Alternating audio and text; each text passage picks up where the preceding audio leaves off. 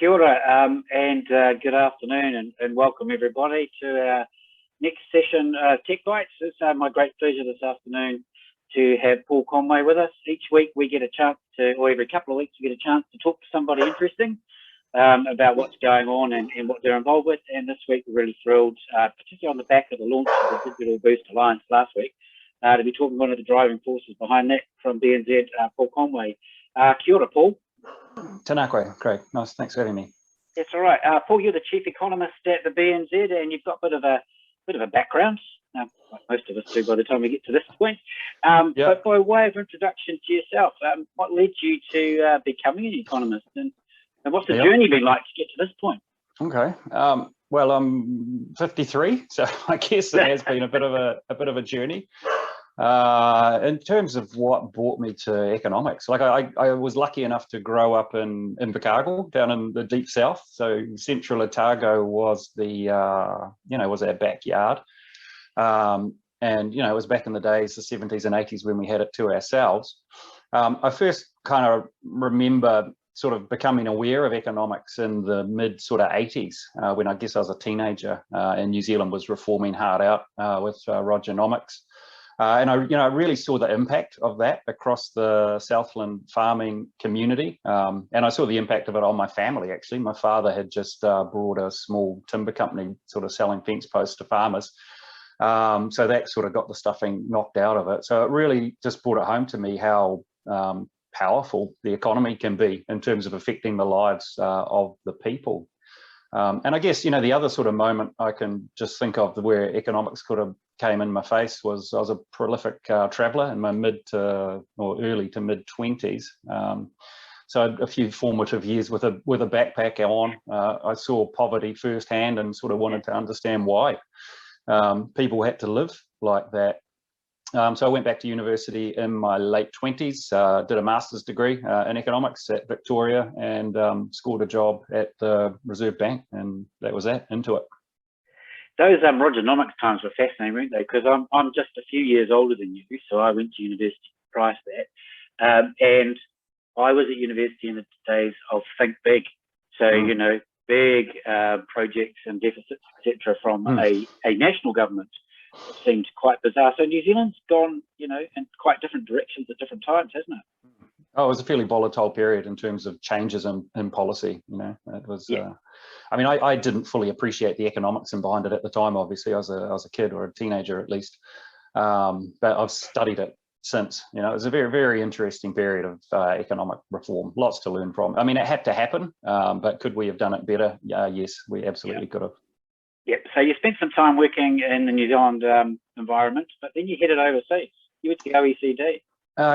Then I scored a job at the OECD, which was sort of beyond my wildest dreams at the time. It was an amazing job. It was working with some really top economic thinkers. People that they're not only are they brilliant at economics, but they sort of were really driven to have a positive impact. And just the conversations around the cafe at lunch. I really miss that environment. Economists are a bit thin on the ground here in New Zealand, so I think back very fondly to those days. Not to mention living in Paris in an amazing time. I guess one of the sort of great experiences I had there was working on the China-India desk. I was interested in developing economies from my sort of traveling days. So I was really thrilled to score that job. I loved working on those countries. It was when China was sort of the workshop to the world, had huge current account surpluses. So it was awesome to have a front row seat on that, or for that. But I really sort of had an affinity with India. I love India, and going there, I really love the people. It's a fascinating place. I'm really feeling for India at the moment with the pandemic and stuff. I guess what I learned from working on that desk was that when it comes to economics or policy, one size does not fit all. India in particular, it's like a whole universe of economies in the one country. Some of the states there are quite developed. and others are dirt poor. And getting policy right really depends on having a deep understanding of the place that you are trying to work on. So it really set me up for working on New Zealand, because New Zealand, we're quite unique in lots of ways in terms of our economy. It took me a while to sort of understand what was going on in New Zealand. We're a tricky little economy. And it's those OECD years were really good for that. Like our approach to economic development here, it has to work for us. It's not about sort of the Washington consensus or, it's really how do we want to grow and advance as a people, and what policy and institutions do we need around us to sort of get the best out of ourselves given our economic situation, our economic circumstances. That's a really interesting comment. And look, you spent some time at the Productivity Commission. I know we didn't sort of talk about this, but so coming back from that environment, did you feel going into the Productivity Commission you had some ideas and thoughts that could help New Zealand move on? Yeah, I'd done a bit of work at the OECD actually on New Zealand, just as I was leaving the place. I worked as a consultant for them actually for a couple of years after coming back to New Zealand. And my space was very much in the productivity frame. So the Productivity Commission got created again by a national government, an act, I think. And I just thought it was right in my space. So the job I got there was as their Director of Economics and Research. So I had a bit of budget to do some economic research, working with some really good New Zealand economists and researchers, and sort of putting all that together into a jigsaw puzzle about New Zealand's sort of productivity issues, and translating that into a policy story about what can we do to sort of, move the dial on New Zealand's productivity experience. So I learnt heaps, but it took me ages to get up to speed on New Zealand and to come to that view, because it's, it's different to any other country. It's about us, it's specific to us. So yeah, it was good, great job. Yeah, how does, sorry, this is another question that has come to mind. How does an economist, someone who's obviously quite focused on a particular subject area, how does an economist become a leader and a person who can comment or lead people through their career? Do you mean as a mentor, or well, do you mean just generally as a leader? Yeah, like I've learnt a lot about this exact issue. I guess earlier on in my sort of career, I would sort of do a piece of work and go, here you go, here's the analysis, the conclusions. There's always a lot of uncertainty around economics. It's kind of a social science, but you say the conclusions are reasonably clear, this is what we need to do. And then I get frustrated that nothing, nobody would pick it up and nothing would sort of happen. And we'd be asking the same questions, a year later or 2 years later. So I've gotten a lot better at selling my work, my ideas, and my sort of economic strategy. I spend less time doing economics and more time sort of packaging it up, making it digestible to people, and having conversations about it, and diffusing my knowledge across anybody who'll listen, really. And I enjoy it. It's fun. It's good. It's a good aspect of the job. Yeah. So let's just move on. I mean, as the chief economist at the BNZ, the driving force, or you're the driving force behind that report that came out, the Digital Skills for Life in Aotearoa 2021, about the same time as we sent ours out as well. I mean, covering different areas. There's some really interesting stats there, but I thought I'd let you talk about some of the standout stats that you discovered through developing that report, and that were important to you. Okay, like I've been BNZ's chief economist only for about 5 months now, but I was doing economics there for a couple of years prior to that, sort of grow into the role. I must say, I was kind of surprised. I'm not really a traditional bank economist, but BNZ are interested in, more long-run growth issues, productivity issues, how to get the best out of technology, which again is my sort of kaupapa. So it was sort of snap in terms of values. I jumped at the chance to work for an organisation that really wants to, that sort of understands that a thriving New Zealand economy is in everyone's best interests, including the banks. So that was pretty cool. Coming from that sort of productivity commission experience, digital technologies, I'm a big fan of digital and the potential that digital technologies bring for New Zealand.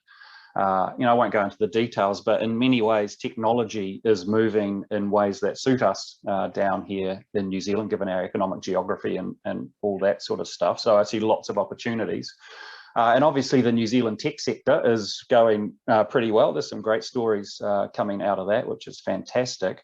But the other aspect of getting digital right is about how do we sort of encourage low productivity firms to use digital technologies to improve their performance and sort of move them up the curve and towards that kind of domestic technological frontier. Because if we can do that, low productivity firms pay low wages. So if we can lift productivity in that part of the economy, it's growth, but it's inclusive growth because it's sort of looking out for people at the bottom end of the income distribution. Of course, that doesn't just happen. It doesn't sort of happen by osmosis, despite what economists used to sort of think in the 80s. It requires hard work. And one of the sort of preconditions for that happening is having a skilled workforce. And, we didn't know anything about the digital skills of New Zealanders. So as BNZ, we just thought, okay, we're going to focus on that part of the puzzle. We're going to go out and measure digital skills. We did that. We asked very practical questions about what people can do. In terms of things I learnt or surprises, I was sort of pleasantly surprised by how much Kiwis use digital technologies. I think 95% of people use the internet at least a few times a week, which is higher than I was expecting. In terms of the not so good bit, we estimated that about 20% of adult New Zealanders, so 700,000 New Zealanders, lack essential digital skills. So the digital skills that are essential in 21st century life. So that's a huge issue, and a lot of those New Zealanders, they're more common in sort of people surviving on low incomes. So the problem with that is that more and more of the economy, more and more of society is moving online. And if there's kind of a hard core of New Zealanders that don't have the skills to use that technology, then we're at real risk of sort of entrenched inequality and those people just really getting stuck.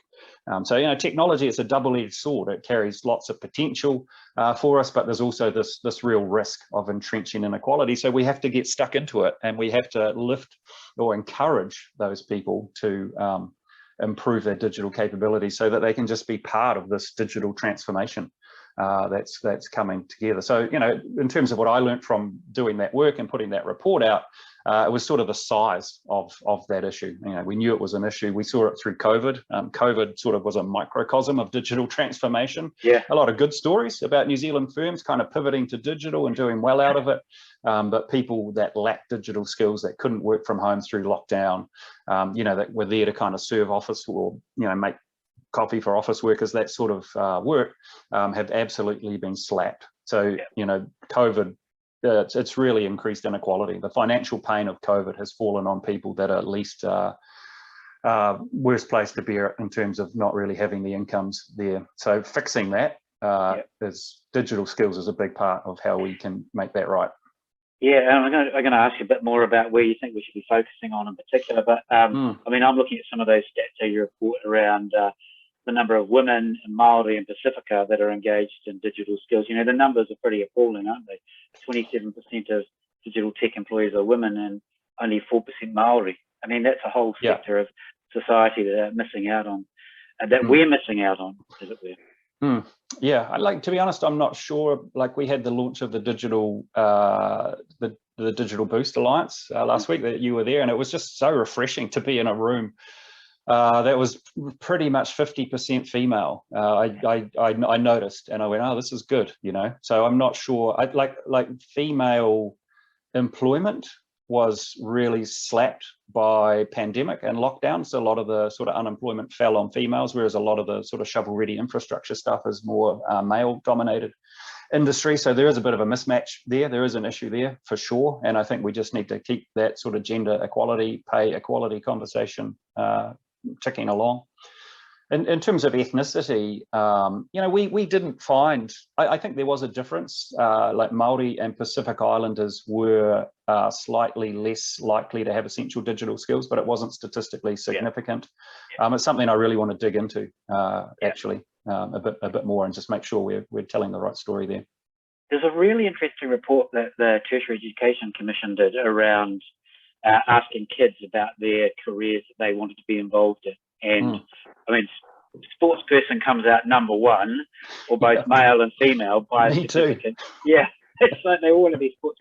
But you know, if you read into that report where technology or digital roles come, you know, I can't remember the numbers off the top of my head, but it's in the 10 to 20s for male, but for females, it's way down. It's like we just got to tell a better story, I think. So absolutely. Just based on the stats that you found, where do you think we should be focusing on? I mean, I've talked to CIOs earlier in the year, and quite a few of them were like, we need to open the borders, we need to bring in skills, you know, we're lacking skills, etc. I mean, is that your thinking as well? Yeah, the skills question is really interesting, and I know for the tech sector, you know, there's been report after report saying that we're lacking the skills that we need to really advance this thing. And you know, sure, we can import them in the form of migration, but I mean, why can't we produce those skills ourselves here in Aotearoa, New Zealand? I mean, these are good jobs, and you know, they're high income, they're interesting work. It's attractive, and it's sort of a bit disappointing, Craig, to hear your story that I didn't know that stat, that it's not really on the radar of young people. I think it sort of, you know, that sort of makes me think of the broader kaupapa here, which is really just to tell the story about technology and the potential that it brings for us to improve, to strengthen our economy and improve the well-being of New Zealanders. I really think we need to just continuously bang that drum. It's not a silver bullet. It's not the only thing that we need to get right, but it's kind of the thing that I've chosen to focus on because it is a general purpose technology. We can apply it to all sorts of things and make a real difference. I should say, you know, it's not easy, like digitally transforming a business. It's not, we shouldn't sort of pretend it's just a matter of buying a computer and sticking it in a corner and going, cool, we're all digital. You know, making the most of this amazing technology, it's about turning your business inside out and applying it across all the different aspects. And, you know, that's when you really sort of get to the digital gold. And doing that's hard. It requires investment in, you know, a bit of capital. Though digital technologies, it's becoming quite affordable for small New Zealand firms. Yeah. But it requires really strong management capability and a sort of investment of time. But if you can get over that hump and successfully digitize your business, the rewards are there in terms of improved performance. And, you know, that can flow into higher wages for employees or lower cost products for your customers, or, you know, a better return on capital for the business owner. So, yeah, I just think we need to, it's about a social movement, you know, banging that drum on the benefits of technology. I kind of think of it like, you know, you'll remember, you know, slip, slop, slap, or girls can do anything, or always wear a seatbelt. You know, those campaigns, you know, they resonated for me as a kid or a young man, and we need to do the same around digital technologies. It's interesting. I was just coming back to the skills thing in your report. The thing that I got out of that was, you know, we need to focus on our existing workforce, and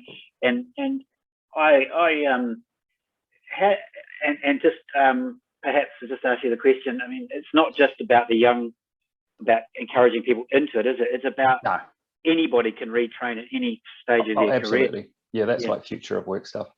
That's sort of, you know, we're living through the fourth industrial revolution, and there's a bit of fear out there. You know, the sort of job-eating robots are coming to take your, you know, your livelihood, and I think that's a legitimate fear. Of course, we've got a bit of history around that issue, and that history has been that new technologies tend to create as many or more jobs than they destroy, but they're different jobs. They require a different set of skills.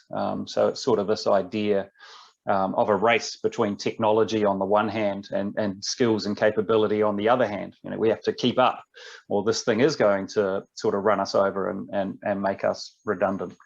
So absolutely, it is about retraining. I mean, even me in my job, you know, my digital skills are kind of from the 90s. You know, I'm having to really sort of figure out how to use, you know, Slack or some of the collaboration tools around it. But it's exciting. It really improves my productivity, my effectiveness. So yeah, absolutely, Craig. It's not a bus that you just get on when you leave school and get off when you retire. It's you're changing all the time. That's the killer theme coming out of all that future of work stuff. And if we do that, the opportunities are there, and it's fun to learn. It's good for our brains. I don't buy that. You can't teach an old dog new tricks. That's rubbish. No, I remember our first Future of Work conference maybe 5 years ago, Lily and Grace talking about, people having to not retrain, but refocus their careers, maybe 4 or 5 times through their life. And I always already compare my journey, and I'm in my 50s, to my father's, and it's, he was with the same company for 30 years until they told him that they'd had enough, sort of thing. Yeah. Well, I think technology was more stable for that generation. We're living through a time of sort of rapid technological advancement, coming out of ICT. So yeah, the labour market's changed compared to those days. Yeah. Hey, look, so just you talked about the Digital Boost Alliance. I mean, you and Angie Mentis at BNZ have been talking about this coming together and getting quite strong leaders and bringing together private sector companies to help drive this uptake. I mean, what's your biggest hope for this grouping that we've created called the Alliance? Yeah, well, it's cool, and it's great to have 2 hands and you involved with it, Craig. The idea was BNZ, we didn't want to just write a report saying, oh, look, 20% of New Zealanders lack digital skills.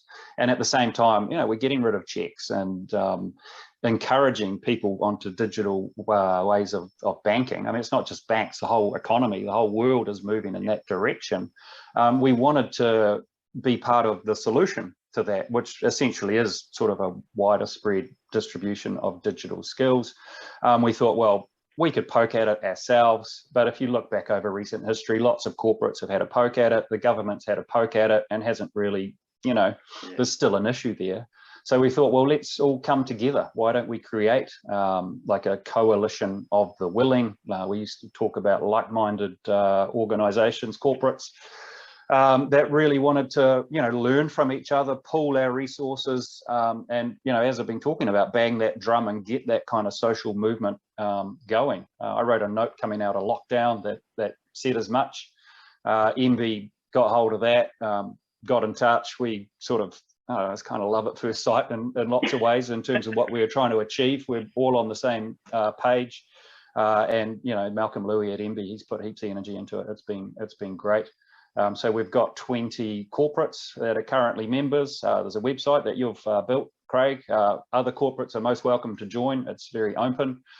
The idea is that you bring, and we're working in partnership with government, so that's cool as well, in terms of the $44 million for digital skills uplift in the budget a few weeks ago.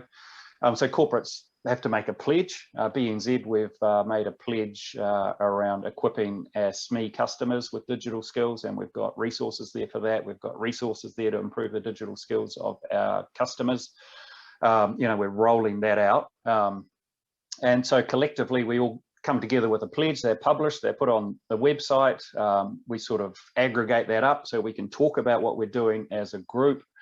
We have to certify that we're doing what we said. We get together, we've kind of, in a sense, we've created a space for corporates to learn from each other and to work together on this issue. And, it was significant last week getting it launched. That was great. I was really pleased to get to that point. And now, we're very much minds are thinking to, okay, what's next? We're determined this thing will not fizzle out. No. We are going to keep it pumped. And measure its effectiveness and put KPIs around it and measure impacts. And again, that feeds into that storytelling that we've been talking about. So we can just tell the story about tech. And not just that sort of leading edge tech story, which I think we're telling quite well in New Zealand at the moment, the VNs and the Timeleys and the Xeros. Yeah. That's pretty well known, but more, for me at least, for BNZ at least, it's about focusing on our SME customers and how can we help them, kind of help them sort of navigate the sort of digital forest with the aim of lifting their performance. It's exciting. Yeah, I'm really pleased to be part of it. It is really exciting. I mean, was it there was a report done by Google, I think it's saying the economic value is about 46 billion a year, which is not insignificant. Yeah, I mean, it's great to have those reports. There's a bunch of them for New Zealand. There's a heap of them internationally. It's I mean, not many things in economics are certain, but it's pretty incontrovertible that the adoption of digital technologies would improve our economic performance. Digital has the potential. Again, it's not easy. It's hard. You have to do the work to digitally transform successfully. And that'll, if you do that, that'll have benefits for any business anywhere in the world. But in New Zealand, given our economic circumstances, essentially the fact of being a very small economy that's miles away from anywhere else, our economic geography, to use a bit of jargon, digital technologies, they push back on those economic forces that have kept our productivity growth pretty lame for the last 40 years. So there's an added benefit there from New Zealand, essentially because geography becomes less relevant in the digital space. So yeah, absolutely. Yeah, certainly. I mean, I always talk about in the when we're talking about cybersecurity. I mean, for COVID, it worked really well for us being so far away from everybody else and being surrounded by the sea. But we know for cyber, we're only 2 milliseconds from anywhere. Yeah, exactly. As the Waikato District Health Board found out last week. So we got to do this well. Like we can't. She will not be right. Number 8 fencing wire. I'm not a fan of that way of thinking. Like we need to do this properly, and we can. We've got the capability. We've got an awesome broadband network. The kit's there. It's just now a matter of using it and making sure Kiwis are skilled up to get the most out of it. That's a really exciting prospect for us. Yeah, and if we want to be in that top 10, well, we've set a vision of being in the top 10 countries for digital capability by 2030. There's a lot to be done, but you can actually do it. And as you say, we need the KPIs and the things to go on the way through. Yeah. Hey, look, is there anything else you want to share with people? I mean, before I bring our conversation to a close. I mean, well, just thanks for having me. Just to say, I'm really, if anybody is thinking of joining the Digital Boost Alliance, please get in touch through the website or just send me an email at the BNZ. Really keen to connect with as many people as we possibly can. And to get this thing happening. I must admit, I'm a bit of a, and I'm also really keen to just come and talk about it. If anyone's having an event, they want to roll out an Economist to sort of sing the virtues of digital, it's probably me. But yeah, thanks, Craig. Thanks for having me. I think we'll be getting you along. We've got a conference on the 10th of August, which I haven't sent you a number to yet, but on, how do we get to this tech future? I think you'll be one of our first guests. Look, I want to thank you, Paul, very much for joining us today, taking time off, and for giving us the background of Wanaka. I think you said it was. That's Lake Wanaka from the top of Mount Roy. Yep, and everyone that's listening, whether you're listening now live or watching it on YouTube or listening to the podcast that'll be out next week, thanks so much for joining us. And as Paul said, digitalboostalliance.nz is the website if you want any more information. And apart from that, I'd just like to wish you a good afternoon, Paul. And to you, ka kite. Yeah, mā te wā.